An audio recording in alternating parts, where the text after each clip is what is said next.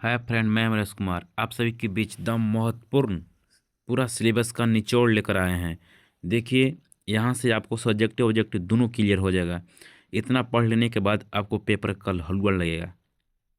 इतना पढ़ के जाइए। जो दे रहे हैं कंटेंट, इस पर काम किया गया है। देखिए, भौतिक यानी फिजिक्स क्लास 12th का पूरा विद्युत आवेश एवं विद्युत क्षेत्र, electric charge and electric field, पूरा इसको में सब्जेक्टिव ऑब्जेक्टिव सब कराया जा रहा है। ये आपको रामबाण साबित होगा आपको पेपर के लिए। तो चलिए हम लोग देखते हैं इसको बारे में। पहले देखिए, विद्युत आवेश एवं विद्युत क्षेत्र। सबसे पहले इसको में क्या पढ़ना है? आवेश पढ़ना है। आवेश पढ़ना है। देखिएगा, आवेश आवेश धनात्मक और ऋणात्मक दोनों होता है। गुण आ जाएगा तो लिखना है। समान आवेश के बीच विकर्षण की क्रिया, असमान आवेशों के बीच आकर्षण की क्रिया होता है। पूरा निचोड़ आपको यहाँ पर रिवाइज किया जा रहा है। चलिए इसको देखते हैं पेपर को। चलिए अगला, आगे क्या है? आवेश का क्वांटमीकरण होता है। क्यू बराबर फार्मूला प्लस माइनस एन ही होता है। विद्युत आवेश वेग पर प्रभाव नहीं पड़ता है। विद्युत आवेश वेग पर निर्भर नहीं करता है, लिख सकते हैं। विद्युत आवेश के लिए कूलॉम का नियम, विद्युत आवेश के लिए कूलॉम का नियम आगे देखना है। क्या है कूलॉम के नियम? ए प्रोपोर्शनल Q1 Q2 बटा ए प्रोपोर्शनल Q1 Q2। और क्या है कूलॉम के नियम? दो विद्युत आवेशों के बीच लगने वाले उन दोनों आवेशों को गुणनफल के समानुपाती एवं बीच के दूरी के वर्ग के बीच क्रमानुपाती होता है। जो आप लोगों के बीच दो गुण लिख दिए हैं, ये दोनों को आपस में मिलाते हैं। देखिएगा यहाँ पर, तो यहाँ पर एक फार्मूला यहाँ पर है, एफ प्लस क्यू टू बटा आर स्क्वायर। हटाइएगा तो एक नियतांक आ जाएगा के। इसके आगे के मान यहाँ पर 1/4 पाई इप्सिलॉन नोट पर उठाइएगा तो यहाँ से आ जाएगा फार्मूला 1/4 पाई इप्सिलॉन नोट के मान है 9 × 10⁻9 न्यूटन मीटर स्क्वायर प्रति कूलॉम स्क्वायर। ये होता है आपका मान। बोले हैं कि सब्जेक्टिव ऑब्जेक्टिव दोनों क्लियर होगा, तो यहाँ से दोनों क्लियर हो जाएगा। दम ऑथेटिक आपको यहाँ से मिल रहा है कंटेंट। जरूर इसे पढ़ के जाएं एक बार पेपर में, जो आपको कल जरूर पेपर में यहाँ से प्रश्न आएगा। चलिए अगला क्वेश्चन देखते हैं। देखिएगा, मुक्त आकाश की परावैधता यानी कि इप्सिलॉन नोट की परावैधता मान पूछ रहा है। इप्सिलॉन नोट के मान होता है 8.854 गुणे 10⁻−12 कूलॉम स्क्वायर प्रति न्यूटन मीटर स्क्वायर होता है। इप्सिलॉन नोट का मात्रक देखिएगा एक और होता है फ्राइडे पर मीटर, मान उतना ही रहेगा, सेम टू सेम। चलिए आगे बढ़ते हैं। एकांक आवेश। एकांक आवेश यहाँ पर पूछा है, सजातीय एवं समान परिमाण के दो आवेश एक दूसरे से निर्वात में 1 मीटर की दूरी पर स्थित हो, उसे एकांक आवेश कहते हैं। 2 नंबर में आ सकता है आपको पेपर में लिखने के लिए। एकांक आवेश पर बल देखिएगा 9 × 10⁻9 न्यूटन।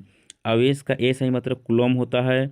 कूलॉम का नियम बिंदु आवेश के लिए लागू होता है। आपको ऐसे भी पूछ सकता है कूलॉम के नियम की सीमाओं को लिखें, तो कूलॉम के नियम क्या बिंदु आवेश के लिए लागू होता है। कूलॉम का नियम बताए थे, और हम बड़ी दूरियों से लेकर छोटी दूरियों तक के लिए लागू होता है। ये आपको सीमाएं आ सकता है 2 नंबर में लिखने के लिए। कूलॉम का नियम चार्ज एट रेस्ट, ये स्लो मूविंग चार्ज के लिए भी लागू होता है। ये आपको आ सकता है पेपर में लिखने के लिए। चलिए आगे बढ़ते हैं। चलिए, विद्युत आवेश संरक्षित होता है, यानी कि विद्युत आवेश को क्या कर सकते हैं? संरक्षित कर सकते हैं। आगे, एक कूलॉम में कितना ESU होता है, यानी कि एक कूलॉम में कितना ESU होता है? तो एक कूलॉम में 3 × 10⁻9 ESU यानी कि स्टेट यूनिट पूछ रहा है। चलिए, एक कूलॉम में 1/10 EMU होता है। EMU इलेक्ट्रोमैग्नेटिक यूनिट ही है, इलेक्ट्रोमैग्नेटिक यूनिट है। ESU है, यानी कि सीजिस मात्र आवेश का सीजिस मात्रक 2 भागों में होता है, एक ESU में, एक EMU में होता है। चलिए, विद्युत आवेश एक कैसा राशि है? अदिश राशि है। चलिए आगे देखते हैं। आगे है विद्युत क्षेत्र। विद्युत क्षेत्र क्या कहता है? 2 नंबर में विद्युत क्षेत्र पूछ सकता है। आवेश के श्रृंखला के चारों ओर का वह क्षेत्र जहाँ कोई अन्य विद्युत आवेश को लाने पर आकर्षण या विकर्षण बल का क्या करता है? अनुभव करता है, विद्युत क्षेत्र कहलाता है। दोस्तों, विद्युत क्षेत्र की तीव्रता बराबर फॉर्मूला E = F/Q। चलिए, आपको विद्युत क्षेत्र पूछ सकता है, विद्युत क्षेत्र की तीव्रता भी पूछ सकता है। किसी विद्युत क्षेत्र में प्रति एकांक धनात्मक आवेश पर लगने वाले बल को विद्युत क्षेत्र की तीव्रता कहते हैं। प्रति मतलब बटा होता है मेरे दोस्त, प्रति मतलब बटा। प्रति एकांक धनात्मक आवेश पर यानी कि Q आवेश पर लगने वाले बल को विद्युत क्षेत्र की तीव्रता कहते हैं। चलिए आगे, आगे देखते हैं विद्युत क्षेत्र की तीव्रता पूछेगा, कैसा राशि है, सदिश राशि है। इसका एएसआई मात्रक पूछेगा, न्यूटन प्रति कूलम या वोल्ट प्रति मीटर। चलिए, एकांक आवेश के लिए विद्युत क्षेत्र की तीव्रता, एकांक आवेश के लिए विद्युत क्षेत्र की तीव्रता के यहाँ पर व्यंजक निकालना है दोस्तों। चलिए, हम बता रहे हैं कि पूरा निचोड़ पढ़ाया जा रहा है यहाँ पर, पूरा कंप्लीट जितना पढ़े हैं साल भर में उसका कंप्लीट सब्जेक्टिव एवं ऑब्जेक्टिव दोनों यहाँ से क्लियर हो जाएगा। सब्जेक्टिव आएगा तो सब्जेक्टिव लिखना है, ऑब्जेक्टिव में आ जाए तो ऑब्जेक्टिव बना के आना है।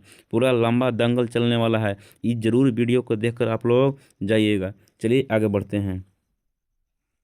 देखिए, एकांक एकांक आवेश के लिए विद्युत क्षेत्र के तीव्रता, एकांक आवेश के लिए विद्युत क्षेत्र की तीव्रता क्या होता है? एकांक आवेश के लिए विद्युत क्षेत्र की तीव्रता E बराबर 1/4 पाई एप्सिलॉन नॉट क्यू बट्टा आर स्क्वायर। ऑब्जेक्टिव आ सकता है, देखिए हम संकेत दे रहे हैं कि ऑब्जेक्टिव आ सकता है। बिंदुवत आवेश कारण विद्युत क्षेत्र की तीव्रता निम्नलिखित में कौन सही है?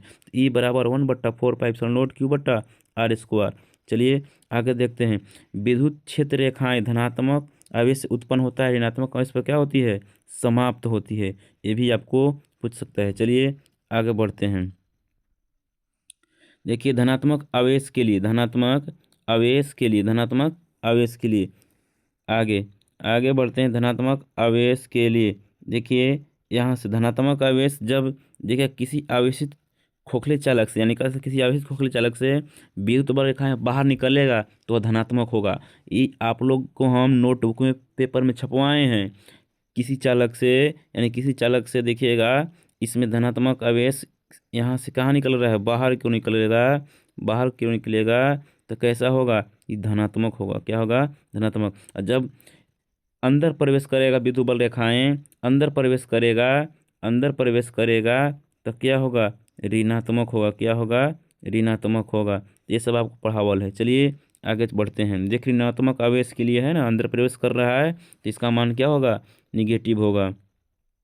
चलिए, विद्युतीय द्विध्रुव के कारण, विद्युतीय द्विध्रुव के कारण देखिए यहाँ पर भी दिखाया गया है फिगर में। विद्युतीय ध्रुव के कारण है, देखिए धनात्मक आवेश से उत्पन्न होता है, ऋणात्मक पर समाप्त होता है। धनात्मक से उत्पन्न ऋणात्मक पर समाप्त, धनात्मक से उत्पन्न ऋणात्मक पर समाप्त, धनात्मक से उत्पन्न ऋणात्मक पर क्या हो रहा है? समाप्त हो रहा है। धनात्मक से उत्पन्न ऋणात्मक पर समाप्त हो रहा है, धनात्मक से उत्पन्न ऋणात्मक पर समाप्त हो रहा है। चलिए आगे देखते हैं। समान आवेश के लिए, समान आवेश के कारण, चलिए समान आवेश के कारण यहाँ पर देखते हैं। समान आवेश के कारण देखिए यहाँ पर समान आवेश के कारण है, यहाँ फिगर पर दिया गया है। आपको ऑब्जेक्टिव में फिगर से भी एक सवाल बन जाता है। चलिए आइए, विद्युतीय द्विध्रुव के कारण किसी बिंदु पर विद्युत क्षेत्र की तीव्रता, देखिए विद्युत क्षेत्र की तीव्रता किसी बिंदु पर निकालने के लिए पूछ देगा। अगर ये 5 नंबर पूछेगा तो आपको सिद्ध करने पड़ेगा, नहीं तो ऑब्जेक्टिव अगर डालता है तो आप यहाँ लिख सकते हैं, चुन सकते हैं। E बराबर 1/4 पाई एप्सिलॉन नॉट P बट्टा R cube √1 + 3 cos square theta होता है। अब देखिए इसी में आपको ऑब्जेक्टिव डाल देगा जब भी बिंदु अक्ष पर हो, अक्ष पर हो यानी कि अच्छी स्थिति में हो। कहाँ हो? अच्छी स्थिति में हो। तब फार्मूला बनता है 1/4 पाई एप्सिलॉन नॉट 2P बट्टा R क्यूब, 2P बट्टा R क्यूब, 2P बट्टा R क्यूब। विद्युत क्षेत्र की तीव्रता बराबर है अच्छी स्थिति में, अच्छी स्थिति में आपको 5 नंबर में पूछ सकता है। पॉइंट चार्ज के कारण, विद्युतीय द्विध्रुव के कारण पूछ सकता है, विद्युतीय द्विध्रुव के कारण अच्छी स्थिति में विद्युत क्षेत्र की तीव्रता। चलिए आगे, जब P बिंदु अक्ष के लंबवत रहेगा यानी कि निरक्षीय स्थिति में लंबवत रहेगा तब E बराबर 1/4 पाई एप्सिलॉन नॉट P बट्टा R क्यूब। चलिए आगे देखते हैं। विद्युतीय द्विध्रुव के आघूर्ण यानी कि टॉर्क बराबर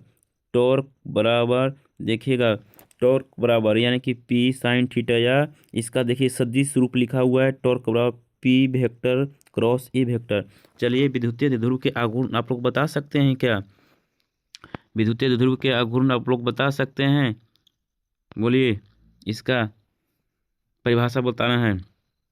चलिए, विद्युतीय द्विध्रुव का गुण क्या होता है?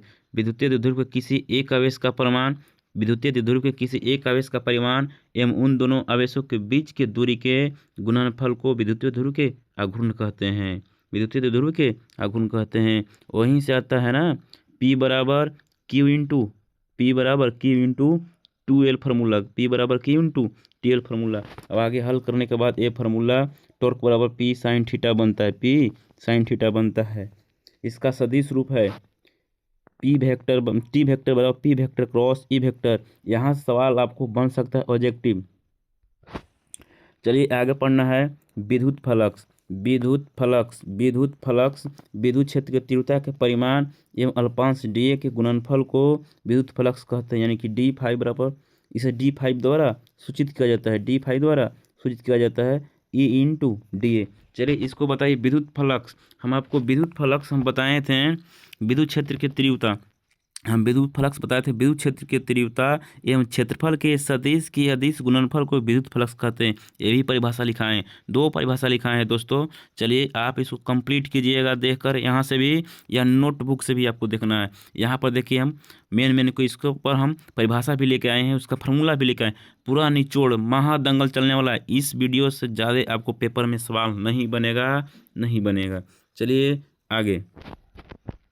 आगे देखिएगा, यदि डीए खींचा गया अभिलंब ई की दिशा में थीटा कोण बनाते हैं, यानी कि एरिया वेक्टर के साथ विद्युत क्षेत्र थीटा कोण बनाती है, तो इसके लिए फार्मूला क्या आ जाएगा, d5 बराबर E D A cos theta. हम आप लोग को याद करवाए थे कि बताइए d5 बराबर क्या हो जाएगा, इडियट। लड़की क्या बोलती है, हट इडियट। यहाँ से E D A cos theta बताए थे। चलिए आगे इसका देखते हैं। विद्युत फ्लक्स का ए साई मात्रक पूछेगा। विद्युत फ्लक्स का ए साई मात्रक वोल्ट मीटर होता है। यह एक कैसा राशि, अदिश राशि है। पूरा सिलेबस का निचोड़ संपूर्ण सिलेबस का आपको रिवाइज कराया जा रहा है दोस्तों। चलिए आगे देखते हैं गॉस प्रमेय। कुछ है गॉस का प्रमेय किसी बंद पृष्ठ से संबंध उस पृष्ठ के अंदर कुल आवेश का 1/ε0 से क्या होता है, गुना होता है। क्या होता है, गुना होता है। यानी कि 5 बराबर Q इंटू क्या हो जाएगा, 1/ε0। चलिए आगे देखते हैं। देखिए 5 बराबर 1/ε0 इंटू Q है ना। खोखले चले आगे। खोखले गोले के बाहर विद्युत क्षेत्र, ये गॉस प्रमेय का अनुप्रयोग जो पढ़ाए ना, उसमें क्या है, शॉर्ट रिवीजन कर रहे हैं यहाँ पर हम। खोखले गोले के बाहर विद्युत क्षेत्र E बराबर 1/4 पाई ε0 Q बट्टा क्या होता है, r²। खोखले गोले के बताइए सतह पर विद्युत क्षेत्र, खोखले गोले के सतह पर विद्युत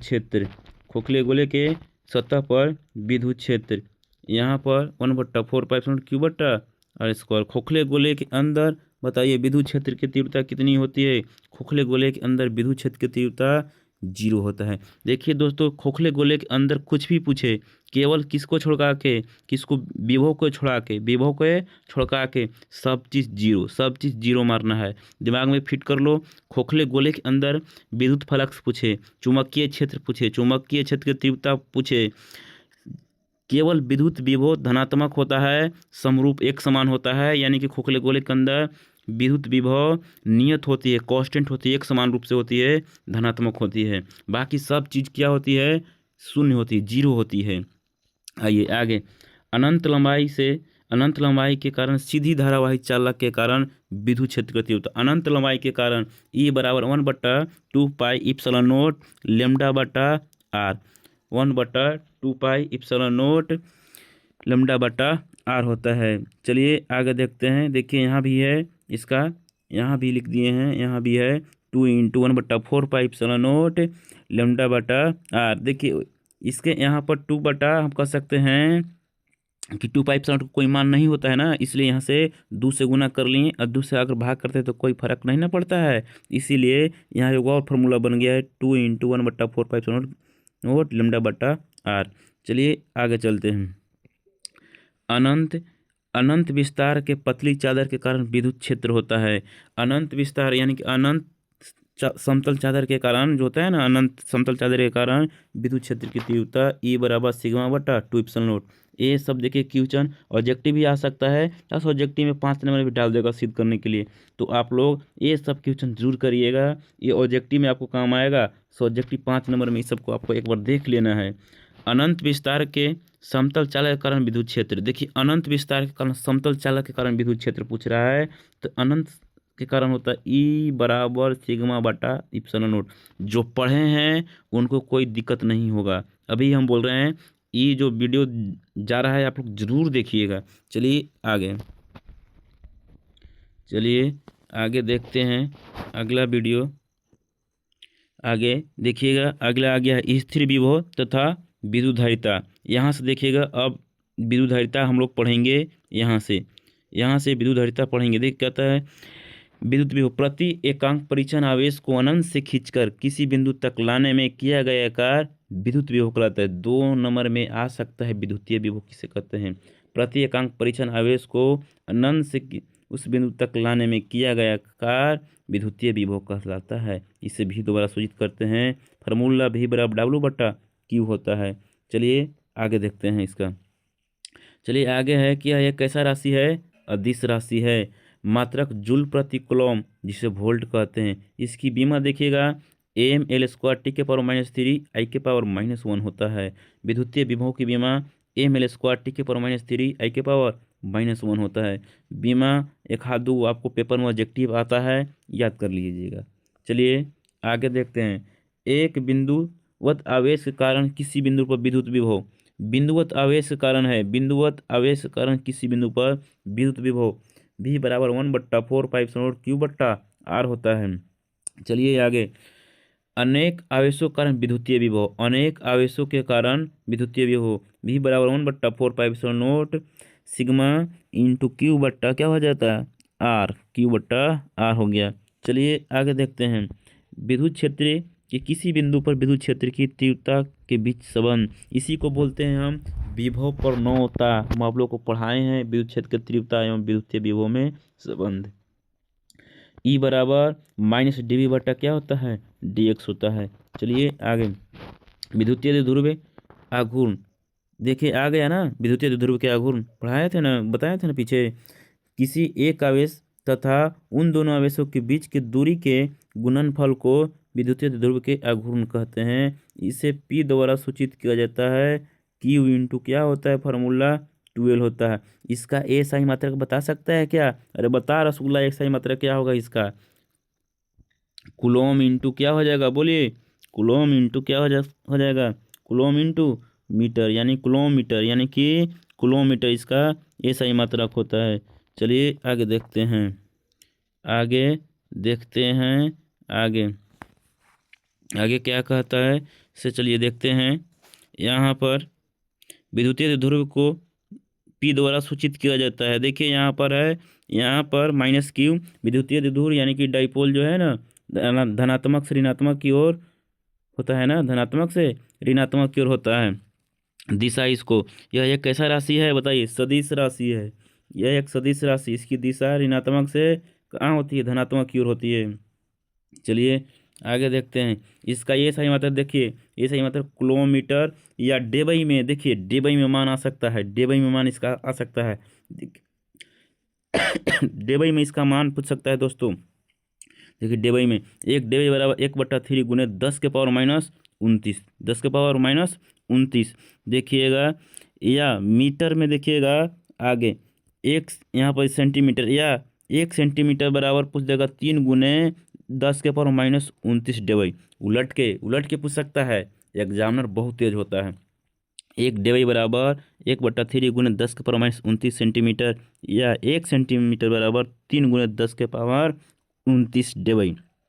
चलिए आगे, विद्युत स्थिति ऊर्जा के लिए U बराबर 1/4 Q1 Q2 बटा R, विद्युत स्थिति ऊर्जा के लिए आ सकता है फॉर्मूला।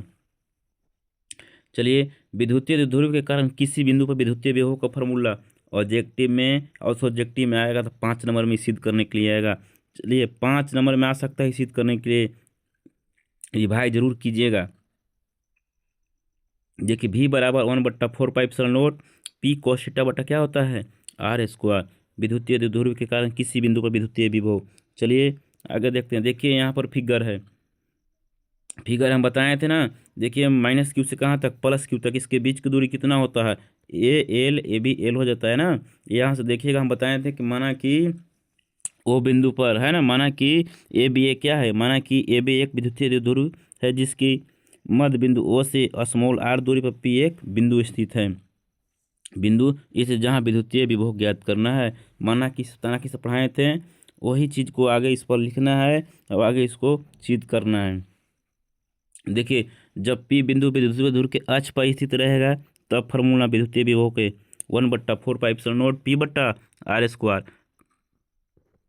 आगे, यदि पी बिंदु विद्युतीय ध्रुव के निरक्षीय स्थिति में रहेगा तब क्या होता है? निरक्षीय स्थिति में जीरो, निरक्षीय स्थिति में जीरो होता है विद्युतीय विभव का मान। चलिए आगे चलते हैं। विद्युत धारिता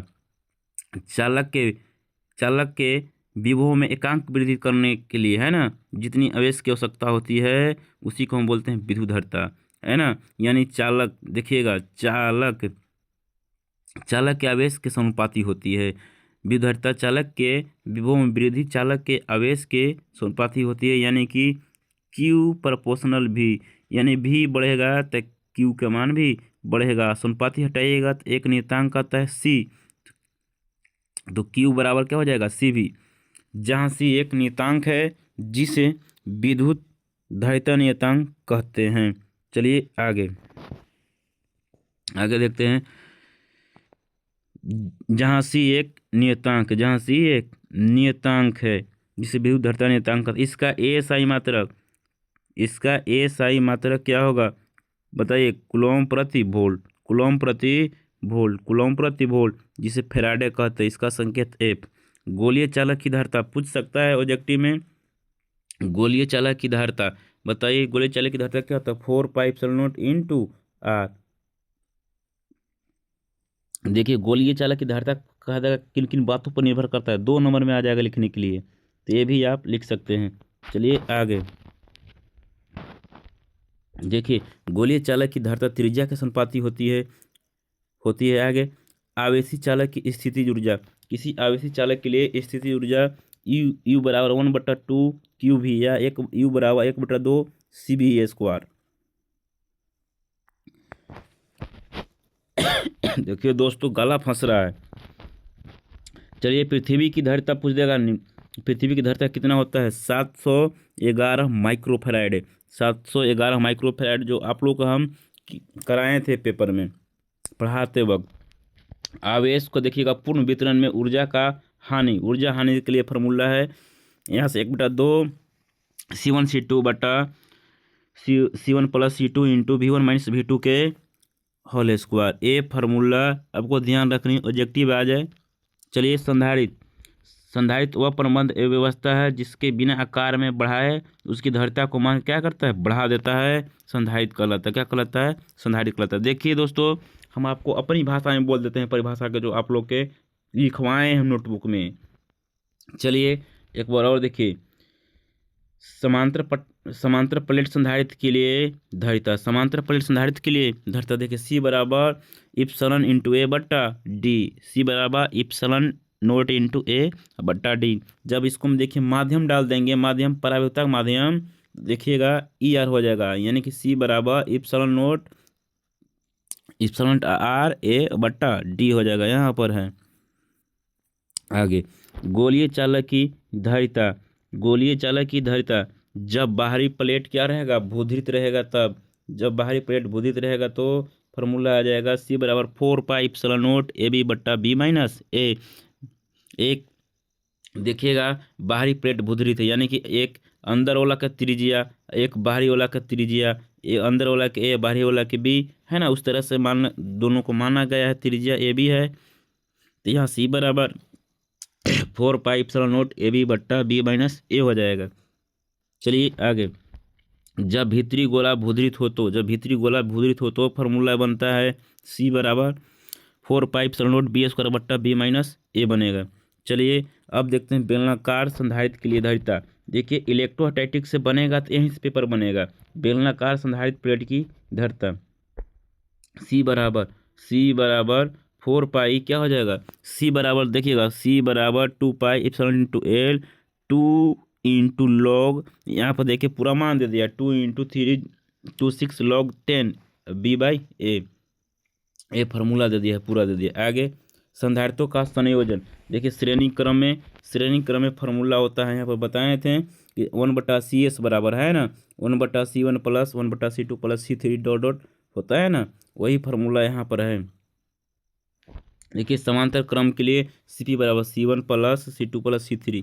आगे आगे बढ़ते हैं। वांडी ग्राफ जनित्र। वांडी ग्राफ जनित्र जानते हैं कि वांडी ग्राफ कैसा जनित्र है, बताइए। वांडी ग्राफ है कैसा जनित्र है जिसके द्वारा कई लाख यानी 10 लाख से अधिक विभवांतर प्राप्त किया जाता है या उत्पन्न किया जाता है, जिससे वांडी ग्राफ जनित्र। इसका बनावट और क्रियाविधि भी लिखने के लिए आएगा। चलिए हम लोग अब विद्युत धारा में आ गए हैं। कहाँ आ गए हैं? विद्युत धारा में आ गए हैं। अब देखिए विद्युत धारा में आ गए हैं, चलिए आगे पढ़ते हैं। अब देखिए इलेक्ट्रोस्टैटिक्स से आपको रिवाइज कर लेना है, वहाँ से ऑब्जेक्टिव बनेगा। जैसे कि आवेश का अध्यारोपण है, सब्जेक्टिव में 2 नंबर में बन सकता है। आवेश का अध्यारोपण, आवेश का क्वांटमीकरण, आयतन आवेश घनत्व है, आयतन आवेश घनत्व, पृष्ठीय आवेश घनत्व, ये सब क्वेश्चन आप लोग एक बार जरूर देख लीजिएगा। चलिए आगे देखते हैं विद्युत धारा। यहाँ से विद्युत धारा है, यहाँ पर देखिए विद्युत धारा किसी चालक में आवेश का प्रवाह को विद्युत धारा कहते हैं। क्या कहते हैं? विद्युत धारा कहते हैं। यह एक कैसा राशि है? बोलिए। अदिश राशि है। कैसा राशि है? अदिश। इसका ए सही मात्रक एम्पियर होता है। आई बराबर फॉर्मूला dQ/dt। आगे यहाँ से देखिएगा 1 एम्पियर धारा में पूछेगा इलेक्ट्रॉन, हाँ, यानी कि इलेक्ट्रॉनों की संख्या पूछेगा। इलेक्ट्रॉनों की संख्या कितना होता है? देखिए 6.25 × 10⁻18। चलिए प्रतिरोध R बराबर V/I, ये फार्मूला याद रखिएगा, ऑब्जेक्टिव आ जाए। ये सही मात्रक क्या हो जाता है? ओम। श्रेणी क्रम के लिए RS के लिए फार्मूला देखिएगा क्या होगा। श्रेणी क्रम के लिए R1 plus R2 plus R3 dot dot है ना। समांतर क्रम के लिए 1/RP बराबर हो गया ऐसा फार्मूला। ये सब आपको बेसिक है, ये सब याद रखना है। प्रतिरोधकता, यहाँ देखिएगा प्रतिरोधकता, यहाँ पर देखिएगा R प्रोपोर्शनल L समीकरण 1 और R प्रोपोर्शनल 1/A। अगर समीकरण दोनों को मिलाइएगा तो यहाँ से फार्मूला बन जाता है R प्रोपोर्शनल L/A। हटाइएगा समानुपाती तो यहाँ से फार्मूला बन जाता है ρ = L/A फार्मूला। आगे चलिए, इसका ए सही मात्रक जरूरी है। इसका ए सही मात्रक बताइए। ओम मीटर। प्रतिरोधकता का ए सही मात्रक ओम मीटर। चलिए ओम के नियम है। आगे चलिए देखते हैं ओम के नियम। देखिएगा सन कब 28 ईस्वी में है ना, सन 1828 ईस्वी में धारा में विभवांतर के बीच संबंध बताए थे सर आइजैक, पूरा नाम था। आगे ओम नाम वैज्ञानिक ने दिए थे ना। चलिए आगे सेल का रासायनिक ऊर्जा को विद्युत ऊर्जा में बदलना। देखिए सेल को रासायनिक ऊर्जा में विद्युत ऊर्जा को बदलना, यानी कि यहाँ सेलों का समूहीकरण पढ़ा है, उसमें श्रेणी क्रम के लिए फार्मूला है आई के लिए, सेलों के लिए। अब देखिए समांतर क्रम के लिए फार्मूला है यहाँ पर। आगे सेलों का मिश्रित क्रम के लिए फार्मूला है। ये सब मिश्रित क्रम के लिए फार्मूला है। किरचॉफ्स का नियम है। देखिएगा किरचॉफ्स का नियम जटिल विद्युत परिपथ में धारा एवं विभवांतर के लिए किरचॉफ्स का नियम प्रयुक्त होता है। आगे बढ़ते हैं। किरचॉफ्स का प्रथम नियम है, देखिएगा जंक्शन पाने वाली धाराओं का मान पॉजिटिव, जंक्शन से बाहर जाने वाली धाराओं का मान निगेटिव है ना। चालक किसी जल में किसी एक बिंदु पर मिलने वाली धाराओं का बीजगणितीय योग उसमें लगे क्या होता है, उसमें लगे विद्युद्वाहक बल के योग के बराबर होता है ना। देखिएगा यहाँ से इस फिगर के अनुसार इस धारा जंक्शन पाने वाली धाराओं का मान प्लस और जंक्शन से बाहर जाने वाली धाराओं का मान निगेटिव होता है, उसके अनुसार यहाँ पर सजा दिया गया है। चलिए किरचॉफ्स के दूसरे नियम, किसी बंद परिपथ में लगे विद्युतवाहक लगे प्रतिरोध एवं धारा के गुणनफल के उसमें लगे विद्युतवाहक बल के जो कि क्या होता है, बराबर होता है। किरचॉफ्स का दूसरे नियम है। चलिए देखिएगा यहाँ से ये किरचॉफ्स के नियम से आपको हीटस्टोन ब्रिज आएगा ना। देखिएगा हीटस्टोन ब्रिज यहाँ Q/RS आपको सिद्ध करने के लिए आ सकता है। हीटस्टोन ब्रिज के सिद्धांत पर कार्य करता है। हीटस्टोन ब्रिज के सिद्धांत पर कार्य करता है। चलिएगा आगे देखना है विभवमापी द्वारा दो सेलों के बीच विद्युतवाहक बल की तुलना करिएगा। E1/E2 बराबर L1/L2 प्राप्त होता है। यहाँ पर देखिएगा कार्बन प्रतिरोध कलर कोड काला के लिए क्या होता है 0, भूरा के लिए 1, लाल के लिए 2, नारंगी के 3, पीला के 4, हरा के 5, नीला के 6, बैंगनी के 7, धूसर के 8, सफ़ेद के 9। यानी कि ये सब आपको कलर कोड यहाँ से ऑब्जेक्टिव सवाल बनता है, एक आध नंबर में आता है। कार्बन प्रतिरोध कोई बता सकता है किसे कहते हैं? कार्बन प्रतिरोध आ जाएगा 2 नंबर में लिखने के लिए। कार्बन प्रतिरोध इलेक्ट्रॉन परिपथ में उपयोग की जाने वाले छोटे आकार का उच्च प्रतिरोध होता है, जिसमें समानतः 4 रंगीन धरियाँ पाई जाती है। प्रथम 2 धरियाँ सार्थक अंक को बताती है। प्रथम 2 धरियाँ ए और बी सार्थक अंक को बताती है तथा तीसरी धरियाँ त्रुटि सीमा को तथा चौथी धरियाँ डी दशमलव गुणांक को बताती है, जिसे कार्बन प्रतिरोध कहते हैं। चलिए दोस्तों, हम आपको यहाँ पर सुना दिए परिभाषा भी, आप लोग जरूर एक बार पढ़ लीजिएगा। विद्युत धारा का उसमें प्रभाव V बराबर VIT है ना, VIT या W बराबर, यानी कि यही कार्य H यहाँ पर बन जाता है I² RT में, I² RT में बदलता है H बराबर। जूल के नियम यहाँ से देखिएगा, जूल के नियम है, ये सब आप लोग देख लेना है कुछ कुछ जो है से। यहाँ से बोट, 1 यूनिट कहते हैं बोट को, है ना, बोर्ड ऑफ ट्रेड मात्रक होता है सब। देखिएगा यहाँ से किलोवाट इंटू की संख्या ज्ञात करने के लिए ये था पेल्टियर गुणांक होता है, आवेश का सीधा समानुपाती होता है। यहाँ से देखिएगा आगे आगे बढ़ते हैं, जो महत्वपूर्ण है उस पर टाइम देते हैं, जो है उसको थोड़ा सा बढ़ते हैं। यहाँ भी देख लीजिएगा थॉमसन गुणांक है, जहाँ सिग्मा एक नियतांक है जिसे थॉमसन गुणांक कहते हैं। चलिए फैराडे का विद्युत अपघटन का नियम देख लेना है। फैराडे का विद्युत अपघटन का नियम, पहला नियम और दूसरा नियम भी देख लेना है यहाँ से। चलिए आगे चलते हैं, चलिए यहाँ से आगे बढ़ते हैं। देखिए फैराडे का रासायनिक तुल्यांकी का नियम है, फैराडे का नियम F/Z वाला दिया है। चलिए यहाँ पर एक गतिमान आवेश और चुंबकत्व, चुंबकीय क्षेत्र है ना, चुंबकीय क्षेत्र, चुंबकीय क्षेत्र, ये किसी चुंबक के चारों ओर को वह क्षेत्र जहाँ से चुंबकीय पदार्थ की प्रवाहित होती है ना, चुंबकीय पदार्थ प्रवाहित होती है, चुंबकीय क्षेत्र कहलाता है। चुंबकीय प्रभाव को सबसे पहले ऑस्टेड नामक वैज्ञानिक 1820 ईस्वी में बताया था, यानी कि आविष्कार किया था। चुंबकीय क्षेत्र का ये संमात्रक टेस्ला होता है, चुंबकीय क्षेत्र का ये संमात्रक टेस्ला होता है। चलिए आगे देखते हैं। देखिए बायोस्वार्ट का नियम पूछेगा, है ना, बायोस्वार्ट का नियम dV बराबर मिनट बट्टा 4 पाई IDL साइन थीटा बट्टा R²। याद है, इस तरह से बताए थे ना। यहाँ पर विद्युत धारा इसमें I प्रवाहित होगा, ए भी एक क्या था, चालक था। यहाँ से बताइए स्मॉल r दूरी पर P1 बिंदु स्थित है, जहाँ पर चुंबकीय क्षेत्र का यानी कि व्यंजक प्राप्त करना था। तो यहीं पर हम बताए थे इसी को कि यहाँ पर चुंबकीय क्षेत्र यानी अल्पांश जो है चुंबकीय क्षेत्र एवं धारा के क्या होता था, सीधा समानुपाती एवं अनुपांश एवं अनुप्रस्थ का क्षेत्रफल के, है ना, क्या होता था, समानुपाती होता था। यहाँ पर एंगल के भी समानुपाती बताए थे और इसके बीच के दूरी के वर्ग के व्युत्क्रमण बताए थे, यानी कि 4 समीकरण को बताकर उसको फिर मिला दिए थे, तो आ गया था dV बराबर मिनट बट्टा 4 पाई IDL साइन थीटा बटा R²। चलिए आगे चलते हैं। देखिएगा मिनट बटा, यहाँ पर देखिए मिनट था से चुंबकशीलता नियतांक था, जिसका मान यहाँ पर देखिएगा, जिसका मान क्या होता है बताइए, चुंबकशीलता नियतांक का मान। चलिए बताइए चुंबकशीलता नियतांक का मान, निर्वात में चुंबकशीलता का मान है मिनट बटा 4 पाई गुने 10⁻⁷ हेनरी प्रति मीटर होता है। चलिए एम्पीयर का प्रपथीय नियम, एम्पीयर का प्रपथीय नियम देखिएगा, किसी बंद परिपथ में चुंबकीय क्षेत्र एवं अल्पांश dl के गुणनफल, है ना, चुंबकशीलता एवं विद्युत धारा I के क्या होता था, बराबर होता था। देखिएगा यहाँ पर लिखा हुआ है फार्मूला एम्पीयर के प्रपथीय नियम से। दो समांतर धारावाही चालकों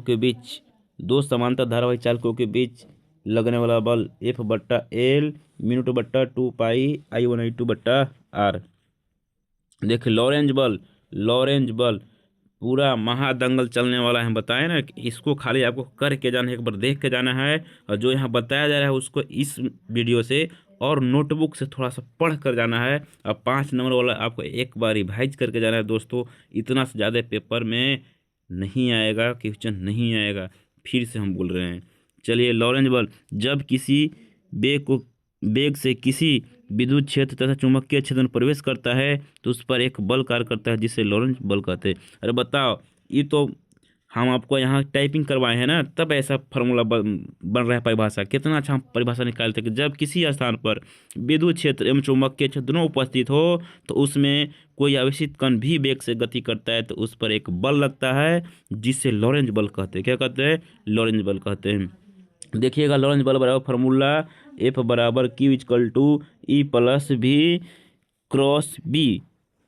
चलिए आगे आइए संट, आपको संट पूछ सकता है। संट गैल्वेनोमीटर को जलने से बचाने के लिए समांतर क्रम में एक कम प्रतिरोध का क्या जोड़ा जाता था? तार जोड़ा जाता था जिसे संट कहते हैं। क्या कहते हैं? संट कहते हैं। संट देखिएगा, संट में मुख्य धारा दो भागों में बट के में जाता था, एक गैल्वेनोमीटर में एक संट में, है ना। तो यहाँ आई बराबर आई जी प्लस आई एस। चलिए आई जी गैल्वेनोमीटर की धारा है, आई एस जो है संट की धारा है। आई जी बराबर यहाँ से फार्मूला निकल जाएगा, आई जी बराबर यहाँ से फार्मूला निकल जाएगा। चलिए आइए, आई जी बराबर फार्मूला याद रखना है, ऑब्जेक्टिव में डाल देगा आई जी बराबर फार्मूला। देखिए यहाँ पर इसका पूरा चित्र के साथ यहाँ पर संट लगा हुआ है, गैल्वेनोमीटर है। यहाँ से मुख्य धारा यहाँ से आई दो भागों में, एक नीचे एक ऊपर की ओर जा रहा है, यहाँ पर संट लगा हुआ है। चलिए आगे, इसे देखिए एमीटर, इसे विद्युत परिपथ में श्रेणी क्रम में जोड़ा जाता है। विद्युत परिपथ में पूछेगा कौन सा क्रम में जोड़ा जाता है, तो श्रेणी क्रम में जोड़ा जाता है। चलिए वोल्ट मीटर, इसे विद्युत परिपथ में समांतर क्रम में जोड़ता है। एमीटर को विद्युत परिपथ में श्रेणी क्रम में और वोल्ट मीटर को समांतर क्रम में। ऑब्जेक्टिव आएगा, ऑब्जेक्टिव यहाँ से। चलिए आगे पूछेगा कि आदर्श एमीटर का प्रतिरोध कितना होता है? शून्य होता है। ऑब्जेक्टिव, ऑब्जेक्टिव आ सकता है वोल्ट मीटर का प्रतिरोध अनंत होता है। बल आघूर्ण का ऐसा ही मात्रक, बल आघूर्ण का ऐसा ही मात्रक न्यूटन मीटर होता है। क्या होता है? न्यूटन मीटर होता है।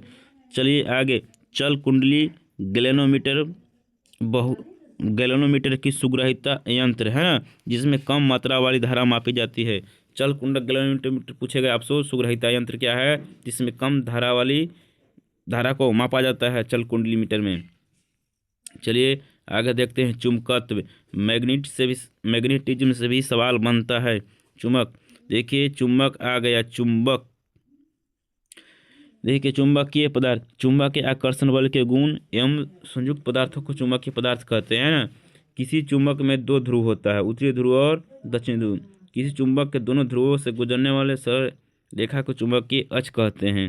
चलिए आगे देखिएगा, किसी चुंबक के दोनों ध्रुवों के बीच की लंबाई को चुंबकीय लंबाई कहते थे। क्या कहते थे? चुंबकीय लंबाई, है ना। यानी कि हम बताए थे कि दक्षिणी ध्रुव एवं उत्तरी ध्रुव के बीच की दूरी को, यानी कि कह सकते हैं ना, हम बताए थे कि देखिए यहाँ पर आइए, एक नॉर्थ पोल एक साउथ पोल, यानी कि उत्तरी ध्रुव एवं दक्षिण ध्रुव को बीच की दूरी को, दक्षिण ध्रुव एवं बीच की दूरी को चुंबक की लंबाई कहते हैं। इसे ए या ट्वेल्व द्वारा क्या कहते थे? सूचित करते थे। अरे इसको हम याद करने की ट्रिक क्या बताए थे? याद करने की ट्रिक हम आप लोग के बताए थे, क्या याद है? इसके चुंबकीय लंबाई के, यानी कि बताए थे कि नैहर से ससुराल के बीच की दूरी को चुंबकीय लंबाई कहते हैं। चले आगे चलते हैं, पढ़ते हैं चुंबकीय बल को मौलिक नियम। चलिए एफ बराबर, यानी कि चुंबकीय बल का यहाँ पर नियम बताए थे कि दो ध्रुवों के बीच लगने वाले, है ना, चुंबकीय बल ध्रुवों के बीच के गुणनफल के समानुपाती है, उनके बीच की दूरी के वर्ग के बीच गुणनफल होता है। वहाँ से देखिए फार्मूला बनता है, यहाँ से देखिएगा एफ बराबर म्यू बट्टा 4 पाई ध्रुव, है ना, m1 m2 बट्टा आर स्क्वायर। यहाँ p1 p2 दिया है, कोई दिक्कत नहीं, मानने के ऊपर है। ध्रुव हम p1 के रूप में माने हैं, p2 के रूप में माने हैं, वहाँ पर m1 m2 के रूप में भी मान सकते हैं। चुंबकीय सुई पर क्रियाशील बल युग्म को आघूर्ण। चलिए आगे देखते हैं, देखिए आगे चुंबकीय सुई पर टॉर्क बराबर फार्मूला, चुंबकीय बल आघूर्ण, है ना, टॉर्क बराबर एम बी क्या होता है? Sine theta. टॉर्क का मान महत्तम होने के लिए, यानी कि क्यू का मान 90 डिग्री होना चाहिए। यानी कि यहाँ पर देखिएगा थीटा का मान लिखना है तो क्यू के मान दे दिया है, थीटा का मान 90 डिग्री। टॉर्क अधिकतम कम हो सकता है बल आघूर्ण, तो देखिएगा 90 डिग्री के लिए तो टॉर्क बराबर सदिश रूप M vector cross B vector, यानी कि एम क्या है बताओ? चुंबकीय ध्रुव है, चुंबकीय द्विध्रुव है ना। आइए, एक समान चुंबकीय क्षेत्र में विक्षेपण के लिए घुमाने के लिए किया गया कार्य W बराबर एम बी cos θ 1 माइनस cos θ 2 होता है। उदासीन बिंदु पर उदासीन बिंदु उस बिंदु को कहा जाता है जहाँ दोनों भिन्न भिन्न चुंबकीय क्षेत्र का परिमाण क्या होता है, बोलिए, बराबर होता है एवं विपरीत दिशा में होता है। बराबर और विपरीत दिशा में होगा तब चुंबकीय विभव देखिएगा V बराबर डब्लू बटा एम नोट है ना। किसी कह सकते हैं किसी चुंबकीय क्षेत्र में एकांक ध्रुव प्रबलता को अनंत से किसी बिंदु पर लाने में किए गए कार्य को चुंबकीय विभव कहते हैं।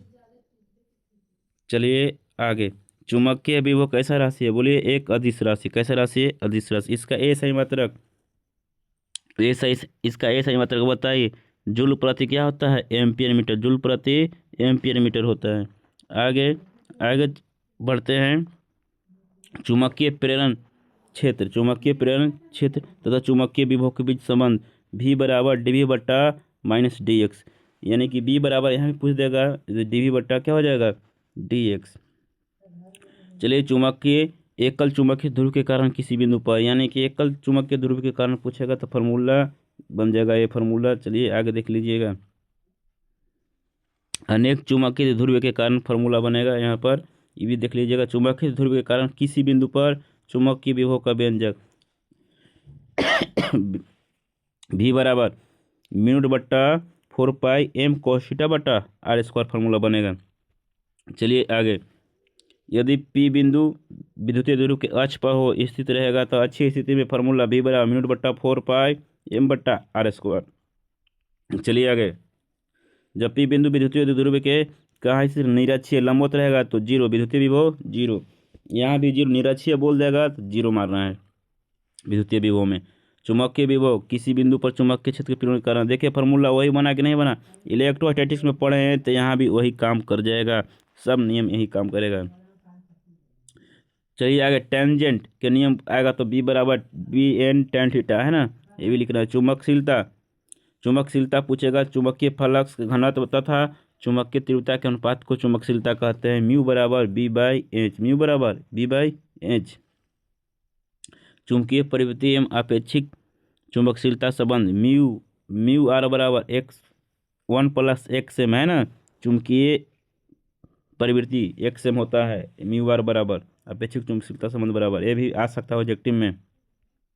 चलिए आगे, प्रतिचुंबकीय पदार्थ ठोस, द्रव एवं गैस अवस्था में पाए जाते हैं ना, जैसे एंटीमनी, बिस्मथ, चांदी, तांबा बताए थे कि प्रतिचुंबक ऐसा पदार्थ है जो अधिक चुंबकीय क्षेत्र से कम चुंबकीय क्षेत्र में जाने की प्रवृत्ति रखती है, उसी को बोलते हैं प्रतिचुंबकीय। जैसे एंटीमनी, बिस्मथ, चांदी, तांबा, ये सब याद रखना है।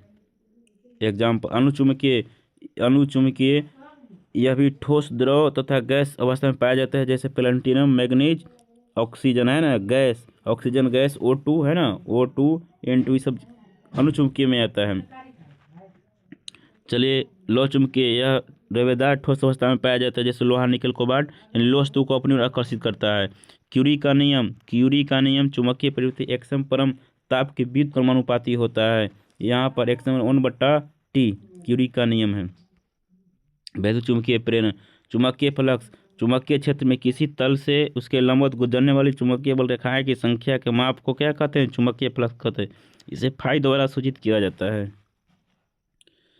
फाई बराबर बी ए कॉस थीटा या फाई बराबर B vector dot A vector. क्या इसको परिभाषा नहीं भी एक और बना सकते हैं, किसी चुंबकीय क्षेत्र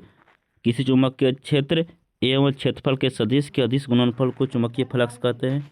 इसे फाई द्वारा सूचित किया जाता है। फाई का मान 0 होगा, है ना। यहाँ पे यदि तल पर खींचा गया अभिलंब क्षेत्र की दिशा है तो, यानी कि तल पर खींचा गया अभिलंबवत यानी लंबवत हो तो फाई का मान 0 होगा, फ्लक्स धनात्मक होगा। चलिए आगे बढ़ते हैं। चुंबकीय फ्लक्स के SI मात्रक क्या होता है, वेबर। क्या होता है, वेबर। चुंबकीय फ्लक्स का मात्रक वेबर। चुंबकीय फ्लक्स का बीमा पूछेगा mL² T⁻² A⁻−1 पूछेगा। चलिए आप लोग बताइए, चुंबकीय क्षेत्र की बीमा। चलिए आगे, प्रेरित विद्युतवाहक बल, जब चुंबक तथा कुंडली के बीच अपेक्षित गति होता है तो कुंडली में एक प्रेरित विद्युतवाहक बल उत्पन्न होता है, जिसे प्रेरित विद्युतवाहक बल कहते हैं। चलिए आगे देखिएगा, यहाँ से ये फार्मूला है, यहाँ से देखिएगा E बराबर, ये फैराडे के नियम है, E बराबर ई बराबर है फैराडे के नियम, ई बराबर फैराडे का नियम है, फैराडे का नियम है, आप लोग जरूर पढ़िएगा। देखिएगा लेंज का नियम, लेंज के नियम आपको 2 नंबर में आ सकता है, आने के चांस बन रहे, लेंज का नियम पढ़ लीजिएगा। चुंबकीय प्रेरण के सभी अवस्थाओं में प्रेरित विद्युत वाहक बल की दिशा, प्रेरित वाहक बल की दिशा इस प्रकार होती है कि वह उस कारण का विरोध करती है जिस कारण वह उत्पन्न होता है। नोटबुक में सब लिखावल है, एक एक पढ़ावल है, छूटना नहीं चाहिए पेपर को में। कल पेपर को कल हलवा बना के आना है। चलिए आगे चलते हैं। स्वप्रेरण गुणांक कुल चुंबकीय फ्लक्स एन फाई कुंडली में प्रवाही धारा आई के क्या होता है, समानुपाती होता है प्रेरण गुणांक। यहाँ से देखिएगा एन फाई प्रोपोर्शनल आई है, एन फाई बराबर हटाइएगा तो एक नियतांक आएगा तो एल आई हो जाएगा, तो एल बराबर एन फाई बट्टा आई। चलिए आगे, जहाँ एल एक नियतांक है जिसे स्वप्रेरण गुणांक कहा जाता है। स्वप्रेरण गुणांक ए सही मात्रक वेबर क्या होता है, स्वप्रेरण गुणांक मात्रक वेबर। चलिए इसका यहाँ पर इसका ए साई मात्रक और देखिएगा ये बीमा लिखा है ए मेरे स्क्वायर टी के पावर -2 ए के पावर -2 होता है। इसका बीमा ज्ञात करने के लिए आएगा आपको, यानी कि वहाँ पर चुनने के लिए यहाँ से भी देख लीजिएगा बीमा। चलिए अगर वीडियो अच्छा लगे तो अपने दोस्तों के पास जरूर शेयर कीजिए और सब्सक्राइब लाइक जरूर करें। देखिए अनोयन प्रेरण यहाँ पे कुल चुंबकीय फ्लक्स एन फाई कुंडली में प्रवाही धारा के समानुपाती होता है। यहाँ से देखिएगा हटाइएगा समानुपाती, तो यहाँ एन फाई बराबर एम आई आ जाएगा। अरे 5 नंबर में पूछ सकता है स्वप्रेरण गुणांक अनोयन प्रेरण गुणांक के लिए, जहाँ एम एक नियंत्रण जिसे अनोयन प्रेरण गुणांक कहा जाता है। चलिए यहाँ पर आइए 2 नंबर में पूछने के चांस भंवर धाराएं, भंवर धाराएं, भंवर धाराएं के बारे में सबसे पहले फोको नाम वैज्ञानिक 1875 में बताया था, इसलिए इसे फोको धारा भी कहते हैं। मैक्सवेल का विस्थापन धारा किसी बंद वर्क यानी बंद पृष्ठ में चुंबकीय क्षेत्र की तीव्रता की रेखा का समाकलन उस बंद पृष्ठ के अंदर घिरे क्षेत्रफल से गुजरने वाली कुल विद्युत रेखाएं, कुल विद्युत धारा एवं चुंबकशीलता को गुणनफल को क्या बोलते हैं, विस्थापन धारा है ना। मैक्सवेल का विस्थापन धारा यही ना है, विस्थापन धारा। यहाँ पर देखिएगा फॉर्मूला यानी कि B into D L into mu naught आई। चलिए आगे, अब आगे हैं प्रत्यावर्ती धारा में, प्रत्यावर्ती धारा में। चलिए प्रत्यावर्ती धारा एक ऐसी धारा है जिसे परिमाण एवं दिशा दोनों क्या होती है, बदलती रहती है, क्या होती है, बदलती रहती है। चलिए आगे, प्रत्यावर्ती धारा के महत्तम मान के शिखर मान धारा कहा जाता है, इसे आई नोट द्वारा सूचित करते हैं। प्रत्यावर्ती धारा के लिए पूछेगा समीकरण आई बराबर I naught sine omega T. प्रत्यावर्ती धारा वोल्टेज के लिए समीकरण V naught sine omega T. प्रत्यावर्ती धारा विद्युत वाहक बल ई के लिए फॉर्मूला पूछेगा ई बराबर ई नोट साइन ओमेगा टी। प्रत्यावर्ती धारा औसत माप आई एवरेज पूछेगा, आई एवरेज बराबर फॉर्मूला 0.6371 आई नोट। मात्र एक वीडियो में आपको पूरा कंप्लीट कराया जा रहा है, तो चलिए इसे दबा को शेयर कीजिए, दबा के शेयर कीजिए और दोस्तों के पास जरूर इसे भेजिए। प्रत्यावर्ती धारा का वर्ग मूल मान आई आर एम एस बराबर फॉर्मूला होता है आई नोट बट्टा √2। आपको 5 नंबर में सिद्ध करने के लिए भी आ सकता है, पूछ सकता है। देखिए प्रेरण प्रतिघात एक्सेल या एक्सेल के क्या होता है, प्रेरण प्रतिघात ओमेगा इंटू एल। देखिए प्रतिघात के सही मात्रक पूछ लेगा, क्या होता है, ओम होता है। देखिए यहाँ पर प्रतिघात पूछ लेगा धरती एक्सी के तो 1/ω/c हो जाएगा, इसका ये सही मात्रक क्या होता है, ओम होता है। प्रतिबाधा के सही मात्रक ओम होता है। देखिए LCR परिपथ के लिए प्रतिबाधा पूछेगा और धारा पूछ लेगा अधिकतम धारा। तो अब देखिएगा यहाँ से आई बराबर देखिए धारा के लिए है, प्रतिबाधा देखिएगा यहाँ पर है, प्रतिबाधा यहाँ पर है R² plus XL minus XC के होल स्क्वायर। एक्सेल का मान और XC के मान भी दे सकते हैं, आगे भी बढ़ा सकते हैं इसको। यहाँ पर देखिएगा शॉर्ट में हम लिखे हैं, इसको आगे मान भी हम बढ़ा सकते हैं। धारा का शिखर मान आई नोट बट्टा इप्सिलॉन नोट बट्टा क्या होता है बताइए, जेड। चलिए आगे, LR परिपथ के लिए, LR प्रतिपथ के लिए है, देखिए धारा बराबर हो गया, अधिकतम धारा पूछ लेगा LR परिपथ में धारा कितना होता है अधिकतम धारा। तब प्रतिबाधा पूछेगा तो R² प्लस XL के स्क्वायर। एक्सेल के मान दे सकते हैं, एक्सेल के मान देख सकते हैं ओमेगा इंटू एल, शिखर मान इतना होता है। चलिए आगे, सी आर परिपथ के लिए, सी आर परिपथ के लिए आई बराबर देखिएगा ये हो गया, यहाँ पर प्रतिबाधा है, प्रतिबाधा है, शिखर मान यहाँ पर है। चलिए आगे, विद्युत अनुनाद थीटा बराबर tan थीटा बराबर 0 है ना। अनुनाद आवृत्ति के लिए पूछ सकते हैं, आवृत्ति के लिए फॉर्मूला ही आ जाएगा। देखिए आइए आगे, शक्ति गुणांक, शक्ति गुणांक किसी परिवर्ती धारा परिपथ का शक्ति गुणांक परिपथ के वास्तविक मध्यमान शक्ति तथा आभासी आवृत्ति के अनुपात होता है। चलिए ई भी पढ़ावल है आपको नोटबुक में, देखिए यहाँ पर दे रही है। देखिए cos फाइव बराबर आर बट्टा क्या होता है जेड, आर बट्टा यह शक्ति गुणांक है। पूछ लेगा कि शक्ति गुणांक क्या है निम्नलिखित में, तो cos फाइव लगाना है, cos फाइव लगाना है। वाटहीन धारा cos फाइव बराबर क्या होता है 0, वाटहीन धारा के लिए शक्ति गुणांक कितना 0। चलिए आगे, चौक कुंडली के लिए शक्ति गुणांक कितना 0। ये सब आपको लिखावल है, ऑब्जेक्टिव टाइम की तरह से पूछेगा, बना देना है। ट्रांसफार्मर अन्वय प्रेरण के सिद्धांत पर कार्य करता है।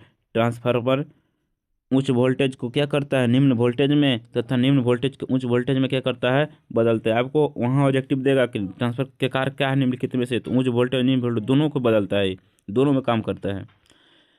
प्राथमिक कुंडली में प्रेरित विद्युत वाहक बल, प्राथमिक कुंडली में प्रेरित विद्युत वाहक बल देखिएगा फॉर्मूला आ जाएगा प्राथमिक कुंडली के लिए, ईपी बराबर की प्राइमरी है ना, प्राइमरी कुंडली के लिए विद्युत वाहक बल है।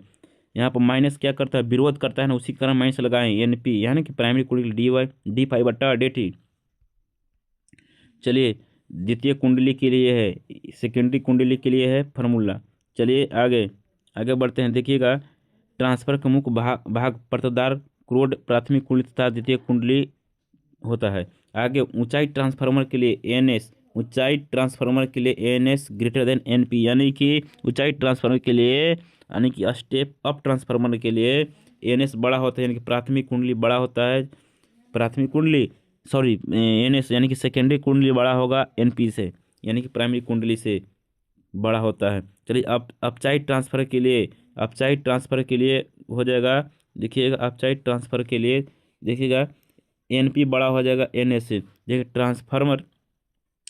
ट्रांसफार्मर में ऊर्जा क्षय के कारण क्या क्या होता है, ट्रांसफार्मर में ऊर्जा क्षय के कारण क्या किसके कारण होता है, ट्रांसफार्मर में ऊर्जा का क्षय के कारण पूछ लेगा कि ट्रांसफार्मर में ऊर्जा क्षय के कारण क्या है, तो ताम्र क्षय, लोह क्षय, फ्लक्स क्षरण है ना, शैथिल क्षरण, इसके कारण ट्रांसफार्मर में ऊर्जा का क्षय होता है, लिख सकते हैं आप लोग। डायनो में इसके द्वारा यांत्रिक ऊर्जा को विद्युत ऊर्जा में क्या किया जाता है परिवर्तित किया जाता है। यह विद्युत चुम्बकीय प्रेरण के सिद्धांत पर क्या करता है कार्य करता है। पूछ सकता है ऑब्जेक्टिव कि डायनो में किस पर कार्य करता है, विद्युत चुम्बकीय प्रेरण के सिद्धांत पर कार्य करता है। ये आपको बहुत ऑथेंटिक वीडियो बनाकर आपको बीच हम दे रहे हैं, बहुत आप लोग देखे होंगे यूट्यूब पर, ये है वो है वो है, वैसा वीडियो नहीं, ये आपको एक ऑथेंटिक वीडियो दिया जा रहा है जो आपको सभी का इसमें रिवाइज किया जा रहा है। तो चलिए आप सभी अपने दोस्तों के पास शेयर जरूर कीजिए, चैनल अगर सब्सक्राइब नहीं किया तो सब्सक्राइब करें। चलिए आगे, प्रेरित विद्युत वाहक बल ई बराबर formula B N omega sine omega T होता है, ये फार्मूला प्रेरित विद्युत वाहक बल के फार्मूला है। डायनेमो का मुख्य भाग क्षेत्र चुंबक होता है, आर्मेचर सर्पीय वलय तथा रिंग बरस होता है। चलिए आगे, वैद्युत चुम्बकीय तरंगे पढ़ना है अब यहाँ से। देखिए विद्युत चुम्बकीय तरंगे 1865 ईस्वी में मैक्सवेल नामक वैज्ञानिक ने क्या किया था, एक नियम का प्रतिपादन किया था, यानी ये खोज किया था, चुंबकीय सिद्धांत का प्रतिपादन किया था, जिसे विद्युत चुम्बकीय तरंगे कहते हैं। देखिए तरंगों का निर्यात वेग सी, देखिएगा इसको सी विद्युत चुम्बकीय तरंगों का वेग फॉर्मूला पूछेगा 1/√μ0 इंटू एप्सिलॉन नोट। इसका वेग कितना होता है 3 × 10⁸ मीटर प्रति सेकेंड। तरंगों का माध्यम में वेग सी बराबर, तरंगों का माध्यम का वेग पूछेगा तो 1/μ इंटू सी। विद्युत चुम्बकीय कैसा तरंग है अनुप्रस्थ तरंग, ऑब्जेक्टिव काम करेगा। ये तरंग के प्रवर्तन अपवर्तन व्यतिकरण है ना, विवर्तन एवं ध्रुवण गुणों को प्रदर्शित करता है। विद्युत चुम्बकीय तरंग पूछेगा किस किन गुणों को प्रदर्शित करता है, तो लिख सकते हैं प्रवर्तन अपवर्तन व्यतिकरण विवर्तन ध्रुवण के गुणों का प्रदर्शित करते हैं। अदृश्य स्पेक्ट्रम रेडियो तरंगे, अदृश्य जो है ना स्पेक्ट्रम, रेडियो तरंगे, सूक्ष्म तरंगे और तरंगे, पराबैंगनी तरंगे, एक्स किरणें, गामा किरणें, विद्युत चुम्बकीय तरंग है। ये सब कितना है, ये सब क्या हो सकता है विद्युत चुम्बकीय तरंग हो सकता है। चलिए आगे हम लोग कहाँ गए, रे ऑप्टिक्स यानी प्रकाशिकी में आ गए हैं। प्रकाशिकी देखेंगे, प्रकाशीय यंत्र देखें, पूरा निचोड़ बताएं ना। पहला एक वीडियो हम दे रहे हैं, यूट्यूब पर बहुत दिनों से पढ़ाया जा रहा है, ये पढ़ाएगा वो पढ़ाएगा, यहाँ से आएगा वहाँ से आएगा, एक एक चीज़ की घिसी पिटी बात बोलेगा, यूट्यूब पर नहीं। ये मेरा वीडियो एक बार देख के जरूर जाइए, आपको पूरा विश्वास है हमको कि यहीं से पेपर आपको बीच बनेगा। और एक नोटबुक जो पढ़ाया गया है, नोटबुक दोनों का ख्याल कीजिए और दोनों में से एक बार रिवाइज करके जाइए, दम धुआं धुआं करके पेपर आइएगा। चलिए आगे, प्रकाश की देखिए, प्रकाश की में है सबसे पहले प्रकाश क्या पढ़ना है, परावर्तन, जो आप लोग ये सब खुद खुद जान रहे हैं, बेसिक जानकारी के रूप में है ना, ये सब देखिएगा आप लोग एक बार पढ़ लीजिए। प्रकाश का परावर्तन है ना, नीचे दिशा में लौट जाने, इसी घटना को प्रकाश का परावर्तन कहते हैं। परावर्तन के दो नियम होते हैं, आपतित किरण, परावर्तित किरण में आपतन बिंदु पर खींचा गया अभिलंब, तीनों एक ही तल में होता है। चलिए आगे, आपतन कोण हमेशा परावर्तन कोण से, आपतन कोण और परावर्तन को क्या होता है, आपस में बराबर होता है, कोण आई बराबर कोण आर, वास्तविक प्रतिबिंब उल्टा होता है तथा इसे पर्दे पर क्या कर सकते हैं, प्राप्त कर सकते हैं। ये सब ऑब्जेक्टिव आएगा।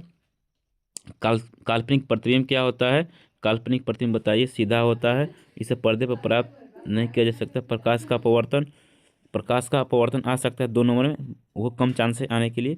प्रकाश की किरण को एक माध्यम से दूसरे माध्यम में मोड़ने की घटना को प्रकाश का अपवर्तन कहते हैं। ये लिखा जाएगा अपवर्तन अगर पूछता है तो। अपवर्तन के नियम के अनुसार म्यू बराबर साइन आई बटा क्या होता है, साइन आर, ऑब्जेक्टिव में आ सकता है अपवर्तन के लिए।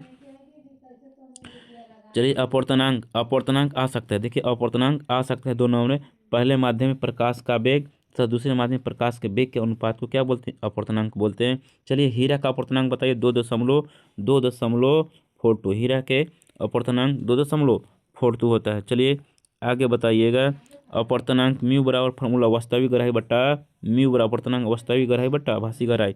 क्रांति कोण यानी कि 90 डिग्री अपवर्तन कोण के होता है ना संगत, क्रांति कोण के लिए देखिएगा, क्रांति कोण 2 नंबर में क्रांति कोण आ सकता है दोस्तों, एक बार जरूर इसे याद करके जाएं, एक बार रिवाइज जरूर करें इसको। क्रांति कोण देखिएगा 90 डिग्री है ना, अपवर्तन कोण के संगत के आपतन कोण को क्रांति कोण कहा जाता है। यदि क्रांति कोण को और अधिक घटाया जाए तो दूसरे के माध्यम में नहीं जाकर सघन माध्यम में लौट जाता है, तो इस घटना को पूर्ण आंतरिक परावर्तन कहते हैं। बात सही है, क्रांतिक कोण और पूर्ण आंतरिक परावर्तन दोनों में से ऑब्जेक्ट 2 नंबर में आ सकता है। चलिए आगे, गोलीय सतह से प्रकाश का अपवर्तन देखिए, हम बताएं, देखिए गोलीय सतह से प्रकाश का अपवर्तन आपको पेपर में आएगा सिद्ध करने के लिए आपको पेपर में आएगा, 5 नंबर में आएगा। इसको जरूर जाके रिवाइज कीजिए। एक यहाँ से आ जाएगा, गोलीय सतह से फिर से अपवर्तन से आ जाएगा, गोलीय सतह से प्रकाश का अपवर्तन से आ जाएगा 5 नंबर में। एक इलेक्ट्रोस्टैटिक से आ जाएगा, अच्छे निरक्षीय कर लीजिए, एक चुंबकीय में अच्छे निरक्षीय कर लीजिए, एक विद्युत धारा में से बायोसवाट के नियम केंद्र के लिए ये सब कर लीजिए, एक प्रत्यावर्ती धारा में कर लीजिए। इतना ही में से आपको बनेगा, 10 क्वेश्चन करके जाइए, 10 में से आपको 10 क्वेश्चन करके जाइए, उसी में से रहेगा क्वेश्चन और कहीं से नहीं रहेगा। चलिए आगे बढ़ते हैं। लेंस की शक्ति फोकस दूरी के व्युत्क्रमानुपाती होता है, अर्थात P बराबर 1/f। लेंस मेकर फार्मूला देखिए, एक हम अपवर्तन पृष्ठ के लिए बताए हैं, एक ए फार्मूला लेंस मेकर फार्मूला कर लीजिए, ए लेंस मेकर फार्मूला है 1/f बराबर μ-1 इंटू 1/1-1/r2, एक कर लीजिए। चलिए आगे, यहाँ पर समतुल लेंस की फोकस दूरी एफ बराबर, समतुल लेंस यानी कि एक दूसरे के सटा के बीच रखेंगे, समतुल में रखेंगे सटा के, तब एफ बराबर फार्मूला बताइए F1 इंटू F2 बट्टा F1/F2। चलिए आगे, दो लेंस एक दूसरे से कुछ दूरी पर स्थित रहेगा तब फार्मूला बनेगा F बराबर। ये सब क्वेश्चन हम आप लोग के एक दिन पेपर पर लिख के भी डाले हैं, ये सब के रिवाइज कर लीजिए, और यहाँ भी करा रहे हैं दोस्तों, सिलेक्टिव क्वेश्चन करा रहे हैं। चलिए आगे देखते हैं। सरल सूक्ष्म 10 में कम फोकस दूरी का एक उत्तल लेंस होता है। आपसे पूछेगा सरल सूक्ष्म 10 में किस लेंस का उपयोग करते हैं, तो उत्तल लेंस का उपयोग करते हैं। चलिए आगे, सरल सूक्ष्म दर्शी में स्पष्ट दृष्टि की न्यूनतम दूरी के लिए न्यूनतम दूरी की आवर्धन क्षमता पूछेगा, m बराबर 1 + d/f। चलिए, ये स्पष्ट दृष्टि की न्यूनतम दूरी के लिए फार्मूला है, और अनंत के लिए पूछेगा तो अनंत के लिए d/f सरल सूक्ष्मदर्शी में दो लेंस होते हैं। सरल सूक्ष्मदर्शी में यानी कि संयुक्त सूक्ष्मदर्शी में दो लेंस होता है। संयुक्त सूक्ष्मदर्शी में वस्तु का प्रतिबिंब देखेंगे कैसा बनता है। संयुक्त सूक्ष्मदर्शी में वस्तु का प्रतिबिंब काल्पनिक उल्टा एवं वस्तु से बड़ा, काल्पनिक उल्टा एवं वस्तु से बड़ा बनता है। संयुक्त सूक्ष्मदर्शी में m बराबर M A into M O, ये नेत्रिका लेंस की आवर्धन, ये ऑब्जेक्टिव लेंस की आवर्धन है। या m बराबर माइनस वी ओ बटा यू है ना, इंटू 1+d/f। अगर पेपर को हार्ड करना रहेगा तो ये सब आपको देगा सिद्ध करने के। अगर पेपर को हार्ड करना रहेगा तो ये सब आपको सिद्ध करने के लिए दे देगा। तो चलिए ये सब ही दे देगा तो एक बार रिवाइज कर लीजिए। हाँ, इसको डायग्राम में रहता है, इसको मैं डायग्राम में फंस जाइएगा, लेकिन जो और आ जाएगा सिद्ध करने के लिए के 6 गो में 3 गो रहता है करने के लिए सिर्फ उसको कीजिएगा, अगर ये सब नहीं आ रहा है तो। लेकिन हम कहेंगे एक बार इसको भी रिवाइज कर लीजिए, उसको छोड़ेंगे नहीं, सब ये सब पढ़ावल है तो करके जाएंगे। चलिए आगे। दूरबीन का उपयोग अधिक दूरी के वस्तुओं को देखने के लिए किया जाता है। खगोलीय दूरबीन में अंतिम प्रतिबिंब कैसा बनता है, उल्टा बनता है। खगोलीय दूरबीन में अंतिम प्रतिबिंब कैसा बनता है, उल्टा बनता है। खगोलीय दूरबीन में अनंत के लिए फार्मूला, खगोलीय दूरबीन अनंत पर रहेगा तब, है ना, वस्तु कहाँ रहेगा, अनंत पर, फार्मूला बनेगा m बराबर -FO बटा FE। ये नली की लंबाई के लिए है फार्मूला FO प्लस FE। खगोलीय दूरबीन में स्पर्श दृष्टि की न्यूनतम दूरी पर जब रहेगा तब फार्मूला क्या बनेगा, देखिएगा m बराबर -FO बटा FE 1+FE बटा D। ये देखिएगा स्पर्श दृष्टि की न्यूनतम दूरी पर रहेगा तो नली की लंबाई के लिए फार्मूला है। मानव नेत्र में एक प्राकृतिक प्रकाशीय यंत्र है। मानव नेत्र यहाँ चल गए, आ गए आप क्वेश्चन पेपर में। चलिए देखिए, आइरिस की सहायता से लेंस के परिमाण को घटाया बढ़ाया जाता है। रेटिना के तल में छड़ और शंकु की बारीक रचनाओं की जाल होता है। चलिए ये सब नेत्र लेंस उत्तल लेंस है ना। दृष्टि दोष मुक्त 4 प्रकार के होते हैं ना। दृष्टि दोष मुक्त 4 प्रकार के होते हैं। निकट दृष्टि दोष, दीर्घ दृष्टि दोष, जरा दृष्टि दोष और एक अबिंदुकता। बताइए निकट दृष्टि दोष को किसके द्वारा दूर करेंगे, अवतल द्वारा। निकट 3 तो लगा देंगे 4। बताइए दीर्घ दृष्टि दोष उत्तल लेंस द्वारा। जरा दृष्टि दोष बताइए, जरा दृष्टि दोष किसके द्वारा, अबिंदुकता बताइए, अबिंदुकता बाइफोकल लेंस है ना। जरा दृष्टि दोष बेलनाकार लेंस, ये सब आप लोग याद कर लीजिए। निकट दृष्टि दोष को दूर करने के लिए अवतल लेंस का उपयोग किया जाता है। दृष्टि दृष्टि दोष को दूर करने के लिए बताइए उत्तल लेंस का उपयोग करते हैं। जरा दृष्टि दोष को दूर करने के लिए बाइफोकल लेंस है ना। अभिमुखता के लिए बेलनाकार बाइफोकल, जरा दृष्टि दोष के लिए अभिमुखता के लिए बेलनाकार लेंस है ना। ये सब देखिए यहाँ पर लिखल है, सब पॉइंट लिखवा दिए हैं। देखिए अगर ज़्यादा टफ करेगा तो ये पेपर 5 नंबर में पूछ सकता है। प्रिज्म के लिए अपवर्तनांक सूत्र, प्रिज्म का अपवर्तनांक सूत्र के लिए म्यू बराबर sine equal to A plus यहाँ पर डेल्टा होता है डेल्टा बट्टा 2 a/2, sine equal to a/2। Hard करेगा पेपर तब ये सब क्वेश्चन आपको 5 नंबर में पूछ सकता है। चलिए आगे देखते हैं। चलिए तरंग प्रकाशिकी में आ गए हैं। चलिए तरंग प्रकाश देखिए, सर्वप्रथम न्यूटन ने बताया कि सूर्य प्रकाश के 7 रंगों से मिलकर बना है। जब श्वेत प्रकाश किसी प्रिज्म से होकर गुजरता है तो चलिएगा, जब श्वेत प्रकाश किसी प्रिज्म से होकर गुजरता है तो निर्गत किरण 7 रंगों में क्या होती है, दिखाई पड़ती है, जिसे वर्ण विक्षेपण कहते हैं। चलिए आगे। लाल रंग का तरंगदैर्घ्य सबसे अधिक तथा बैंगनी रंग का तरंगदैर्घ्य सबसे कम होता है। पतले प्रिज्म से उत्पन्न विचलन के लिए फार्मूला, डेल्टा बराबर μ-1 इंटू ए। ये आपको हो सकता है कि पेपर में ऑब्जेक्टिव में आ जाएगा। पतले प्रिज्म निम्नलिखित में कौन सही है। कोणीय वन विक्षेपण के लिए देखिएगा, कोणीय वन विक्षेपण के लिए फार्मूला थीटा बराबर देखिएगा डेल्टा भी माइनस डेल्टा आर है ना, यानी कि वायलेट और इरेड होता है। चलिए यहाँ से थीटा बराबर = म्यू भी माइनस म्यू आर। ये फार्मूला रट जाओ, ऑब्जेक्टिव आ सकता है। अगर टफ करेगा पेपर तब ये सब पूछता है। चलिए कोणीय वन विक्षेपण क्षमता बताइएगा। देखिए कोणीय वन विक्षेपण यहाँ से ओमेगा बराबर थीटा बटा डेल्टा। फार्मूला म्यू भी माइनस म्यू आर बटा म्यू माइनस 1। टफ करेगा पेपर तब यही सब डालेगा, टफ करेगा तब डालेगा, नहीं तो अगर लेवल रहा पिछले साल की तरह तो दम हम करें क्वेश्चन गारंटी आपको जो पढ़ें वही आएगा। चलिए आगे देखते हैं। इंद्रधनुष पढ़ना 2 प्रकार के होता है। प्राथमिक इंद्रधनुष भीतरी कोर बैगनी तथा बाहरी कोर लाल होता है। प्राथमिक इंद्रधनुष में अगर टफ करेगा तो इस तरह से बनाएगा पेपर कि प्राथमिक इंद्रधनुष में भीतर कौन सा होता है तो बैगनी और बाहरी कौन सा होता है तो लाल। द्वितीयक इंद्रधनुष भीतरी कोर कैसा होता है तो लाल और बाहरी बैगनी, उलट देना है दोनों में। चलिए 2 बार अपवर्तन तथा 1 बार आंतरिक परावर्तन से प्राथमिक इंद्रधनुष बनता है।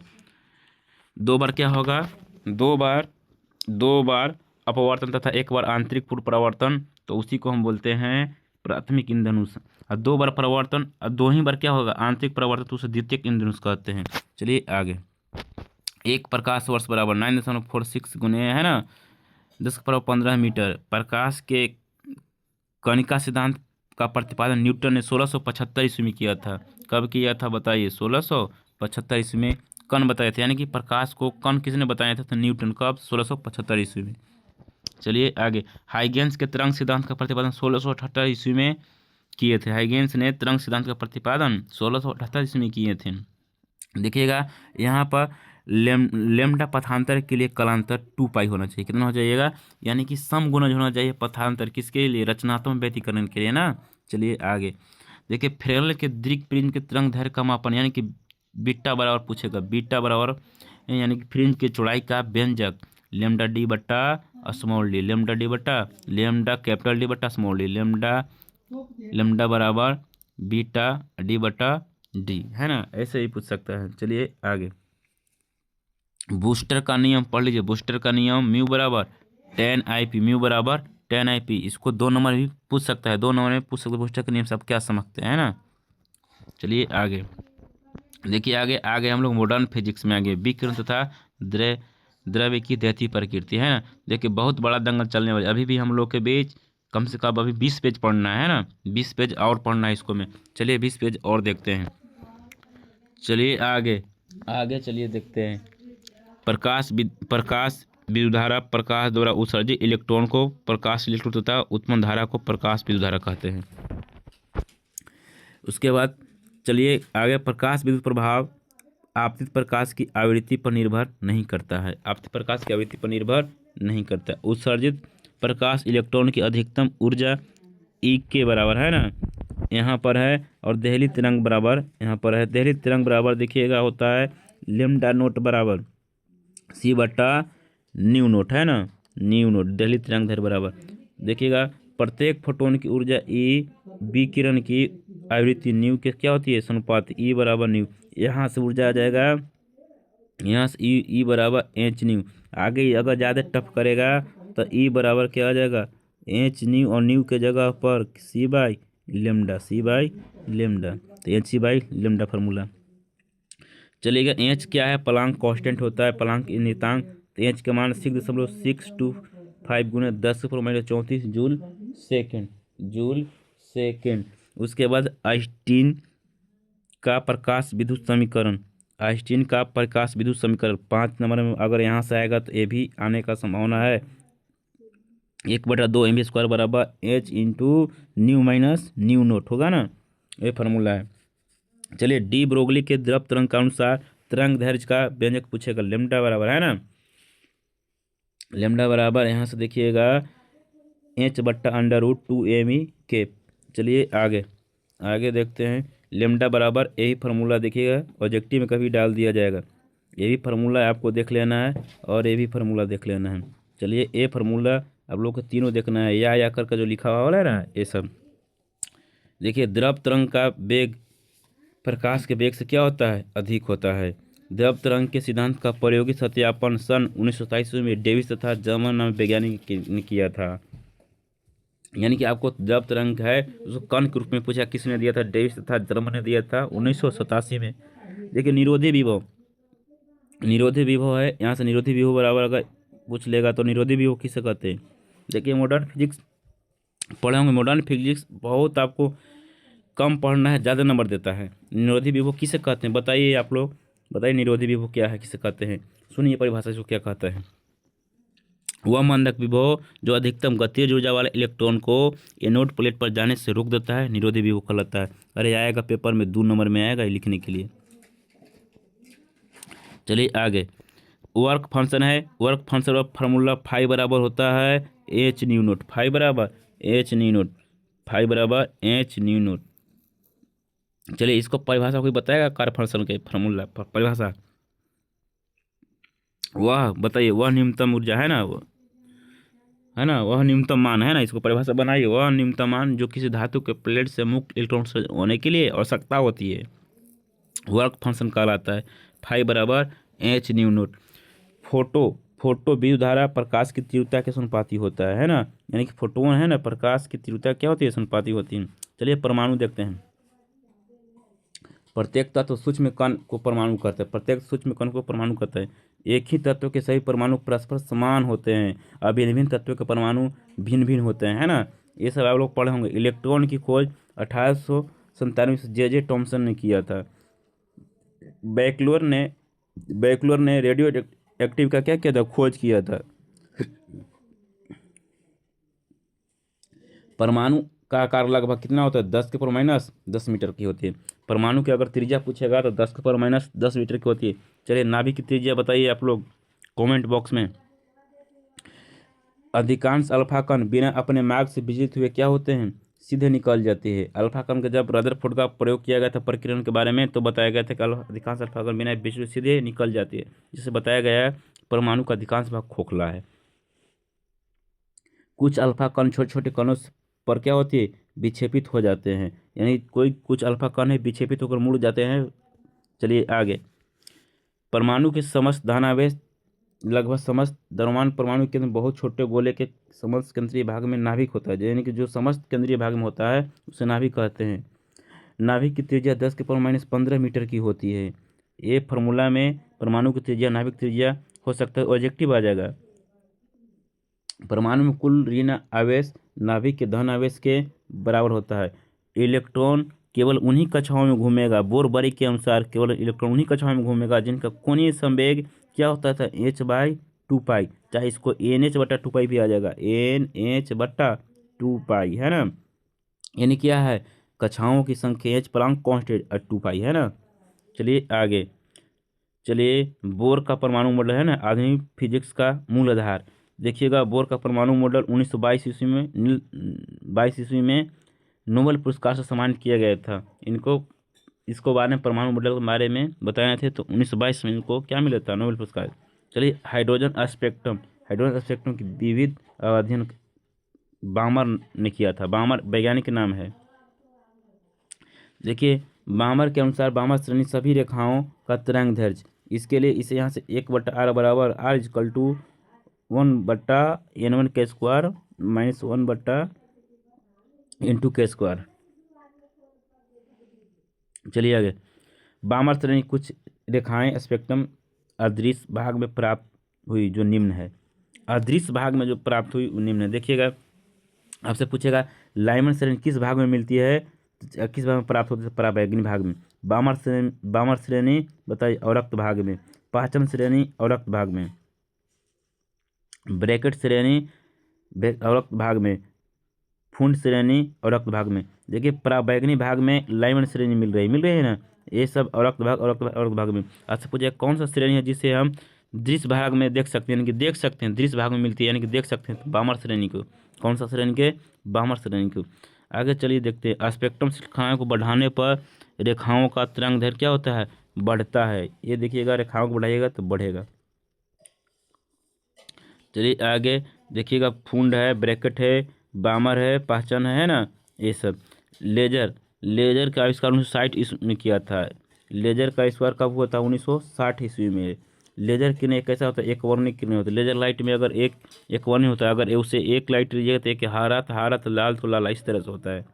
चलिए, एक किरण क्षण भर में कठोर से कठोर वस्तु को पिघलाकर वाष्पित कर देता है, यानी लेजर किरण लाइट जो है से। मेसर आँखों में ट्यूमर की शल्य चिकित्सा मेसर को किरण का उपयोग करते हैं।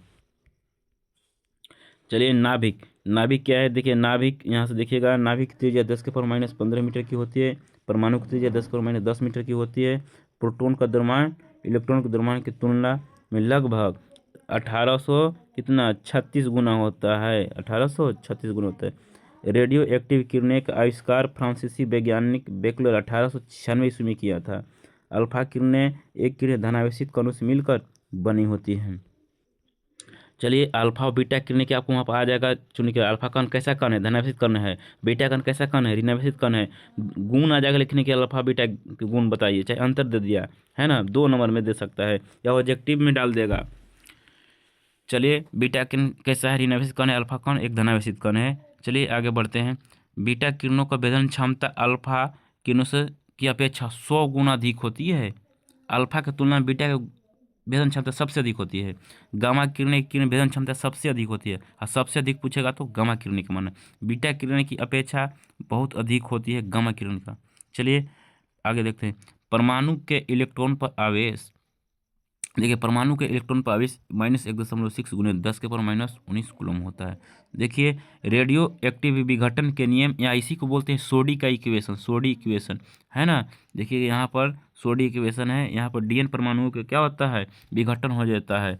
देखिएगा यहाँ से आगे यहाँ पर हल करके लिया गया है। फिर देखिए अर्ध आयु के लिए है, अर्ध आयु के लिए है, यहाँ से फार्मूला लैम्डा बराबर है ना 0.693 है ना। ये आपको ऑब्जेक्टिव में भी आ सकते हैं, अर्धवायु निम्नलिखित में कौन सही है। चलिए आगे आगे देखिएगा, इसका माध्य आयु है ना, माध्य आयु औसत आयु के लिए टी बराबर फार्मूला 1/λ। आइंस्टीन का द्रव्यमान ऊर्जा का समतुल्य संबंध ई बराबर क्या होता है, mc² फार्मूला, ये आपको पूछ सकता है। चलिए आगे, एक mu 1.66 गुने 10⁻27 kg का होता है। चलिए एक mu में कितना 4.9, चाहे 1.49 इंटू 10⁻10, एक mu में कितना मेगा इलेक्ट्रॉन वोल्ट होता है, तो 931। देखिएगा नाभिक का बंधन ऊर्जा, नाभिक का बंधन ऊर्जा ई बराबर mc²। नाभिकीय रिएक्टर में लिखित मुख्य भाग होता है, इसलिए सक्रिय है ना। देखिए नाभिकीय रिएक्टर यहाँ से है, सक्रिय भाग, मंदक, शीतलक, परीक्षक, नियंत्रक और सुरक्षा। अगर नाभिकीय रिएक्टर के बारे में आएगा तो पूरा आ जाएगा, इस सभी के बारे में लिखने के, पांचों के बारे में 5 नंबर में आ सकते हैं। चलिए आगे देखते हैं। नाभिक का घनत्व पूछेगा तब 2.3 गुने 10⁻17 kg प्रति मीटर क्यूब। एवोगाड्रो संख्या 6.02 गुने 10⁻23। चलिए आगे आगे देखते हैं। देखिए अर्धचालक एवं लॉजिक गेट, यहाँ गेट से देखिएगा इसकी प्रतिरोधकता है ना। अर्धचालक जिन पदार्थों की विद्युत चालकता चालकों से कम परंतु विद्युत रोधी पदार्थों से ठोसों से अधिक होती है, चालक कहते हैं ना। उसके बाद अर्धचालक ये सब पढ़ लेना है। प्रतिरोधकता इसको 10 ओम मीटर होता है, 10⁴ ओम मीटर तक होती है, यानी कि इतना से लेकर इतना के बीच होता है। अर्धचालक 2 प्रकार के होता है, निज अर्धचालक और बाह्य चालक है ना, यानी कि नैज और बाह्य चालक। देखिए यहाँ से हमको जो पढ़ेंगे से यहाँ पर पढ़ेंगे बाह्य अर्धचालक को, तो बाह्य अर्धचालक 2 प्रकार, एन टाइप के क्या होता है, पी टाइप के। एन टाइप पी टाइप जरूर पढ़ लीजिएगा। एन टाइप बताओ, एन टाइप में बताना है किसी का इलेक्ट्रॉन प्रभावित होता है, एन टाइप में किसी का इलेक्ट्रॉन प्रभावित होता है। देखिए एन टाइप में इलेक्ट्रॉन का अधिकता होता है, एन टाइप में इलेक्ट्रॉन का अधिकता होने के कारण धारा प्रभावित होता है, और पी टाइप में होल होता है। चलिए आगे, पी टाइप अर्धचालकों में आवेश ये लिखल ना है कोटर, यानी होल के कारण प्रभावित होता है। पीएन संधि दो अर्धचालकों को अलग करने वाली सतह को पीएन संधि कहते हैं। पीएन संधि 2 नंबर में आ सकता है, पीएन संधि। चलिए एक आ सकता है एलईडी बल्ब के बारे में आ सकता है, एलईडी से क्या समझते हैं ना। चलिए प्रकाश संवेदी अर्धचालक से मिलकर बना होता है। पीएन संधि डायोड फोटो डायोड है। प्रकाश उत्सर्जक डायोड, देखिए एलईडी आया, कहे ना कि एलईडी आ सकता है, एलईडी के बारे में आपसे पूछ सकता है। तो चलिए एलईडी के बारे में पूछा, यह एक पीएन संधि डायोड है ट्रांजिस्टर, इसका निर्माण सर्वप्रथम 1948 में किया था। यानी कि पीएन डायोड पूछेगा कि देखिए एलईडी क्या है, तो एलईडी एक पीएन संधि डायोड है जो गैलियम आर्सेनाइड का बना होता है, जिसे हम एलईडी कहते हैं। इसका पूरा नाम लाइट इमिटिंग डायोड होता है। ट्रांजिस्टर का खोज 1948 में अमेरिकन वैज्ञानिक बार्डिन तथा सोकले एवं बेरिन ने किया था। चलिए यहाँ से पढ़ेंगे आगे। मूल गेट यानी कि मूल लॉजिक गेट मुख्यतः 3 प्रकार के होते हैं। यानी कि आपसे चुनने के लिए आ जाएगा निम्नलिखित से कौन मूल गेट है। तो मूल गेट में 3 गो होता है, एक एंड गेट है ना, एक होता है एंड गेट, आगे देखेंगे और गेट, ये क्या होता है और गेट, एक होता है नॉट गेट। एंड गेट, और गेट और नॉट गेट 3 होता है मूल गेट में। अब देखिए संयोजी गेट यानी कि स्वात्री गेट है ना, स्वात्री गेट होता है 2 गो, एक नैंड गेट और नॉर गेट। देखिए द्विधारी पद्धति में, इसमें 2 संख्या होता है, 0 और 1 होता है। दशमिक संख्या में 10 अंक होता है, 0 से लेके 9 तक के बीच होता है। ये द्विधारी संख्या, ये दशमिक संख्या है। आपको द्विधारी संख्या 25 के, 8 के, 39 के है ना, 19 के, इस तरह से आपको निकालना आना चाहिए। चलिए आगे देखते हैं। संचार व्यवस्था है। संचार व्यवस्था एक स्थान से दूसरे स्थान तक संवेदन बोधगमय रूप में स्थानांतरण का संचरण करता है। ऐतिहासिक रूप से दृष्टि से लंबी दूरी तक संचार व्यवस्था कहलाता है ना। सन 1840 ईस्वी में टेलीग्राफ में आगमन से प्रारंभ हुआ था। सन 1901 में रेडियो संप्रेषण द्वारा अटलांटिक के पार सूचना भेजने में सहायता मिली। 1915 में अमेरिकी में एक तट से दूसरे तट तक लिए टेलीफोन का विकास हुआ। 1962 में क्या हुआ था, टेल स्टार उपग्रह के प्रमोशन के लिए 7 उपग्रह संचार प्रारंभ हुआ। चलिए आगे देखिएगा। अंकीय संख्यांतर में द्विधारी संख्या प्रतियुक्त में की जाती है 0 और 1 के। चलिए यहाँ से आपको देख लेना है। देखिए टीवी के लिए है, टीवी के लिए पूछेगा आवृत्ति कितना होती है, बताओ। 300 हर्ट्ज से 3100 हर्ट्ज के बीच है ना। टेलीफोन संचार के लिए इतना 2800 हर्ट्ज होता है। और टीवी के लिए पूछेगा तो कितनी होती है, 30 मेगा हर्ट्ज से 300 मेगा हर्ट्ज के बीच होता है। 300। यहाँ पर देखिएगा श्रव्य आवृत्ति परास है, ये सब सिग्नल है, ये सब आपको पढ़ लेना है। देखिए आवृत्ति AM आवृत्ति परास 540 से 1600 हर्ट्ज के बीच होती है। FM यानी कि रेडियो होता है ना, FM रेडियो परास 88 से लेके 108 मेगा हर्ट्ज के बीच होती है। AM में शोर अधिक उत्पन्न होता है। AM एवं FM दोनों टेलीविजन में उपयोग किया। AM और FM कहते हैं कि FM धराओ FM, तो उसको टेलीविजन में LDO में उपयोग करते हैं। वायुमंडल में भिन्न भिन्न परत होता है। क्षोभ मंडल, समताप मंडल, मध्यम मंडल, आयन मंडल। क्षोभ मंडल के निचला भाग ताप लगभग 70 डिग्री सी तथा ऊपरी भाग का तापमान लगभग 50 डिग्री सी होता है। समताप मंडल में ऊपर की ओर जाने पर 50 डिग्री सी से बढ़कर 7 डिग्री सी हो जाता है, यानी कि है ना, इतना से हो जाता है इतना। चलिए आगे ये सब है क्वेश्चन आप लोग देख लें।